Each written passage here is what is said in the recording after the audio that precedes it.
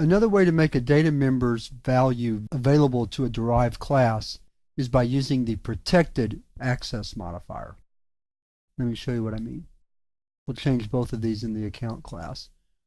Protected means that a class or any class derived from that class has access to the value stored in the data member, not the main program. So for example, by changing those to protected, if I come down here to the main program and type account ACCT equals new account 100, I still don't have access to balance and ID directly.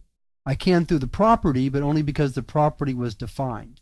However, if we go to the derived class right here, where we used base.balance the property, I can change this to balance and change it to balance right here, and it still works. Let's demonstrate that by writing another program. So we'll create a new checking account object, and then we'll try to make a withdrawal of $1,500. Then we'll display the balance using toString, and we'll add a console read key. And let's run the program. The word's withdrawal, not withdrawal. Try it again. There we go. And insufficient funds. So indeed, this is working using protected instead of private. So again, by changing the access modifier to protected, I allow my derived class access to values stored in the base class. I didn't have to change anything else. I still have withdraw as a virtual method. We still have the property available, but we could have just as easily taken it out and everything would have been fine.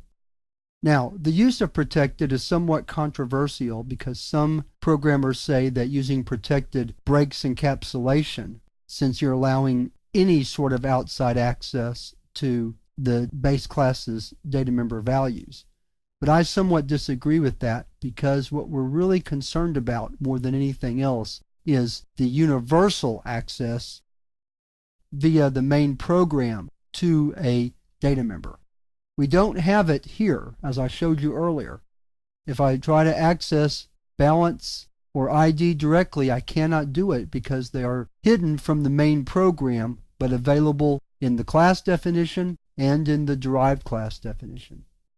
So I would say that when you're working with inheritance, it might make your code a little bit shorter and maybe a little bit easier to read if you use protected. But understand that there is some controversy to go along with using it. So that wraps up our little discussion of the protected access modifier. Now we're ready to move into the exercises for this chapter, where we're going to work a little bit more with inheritance.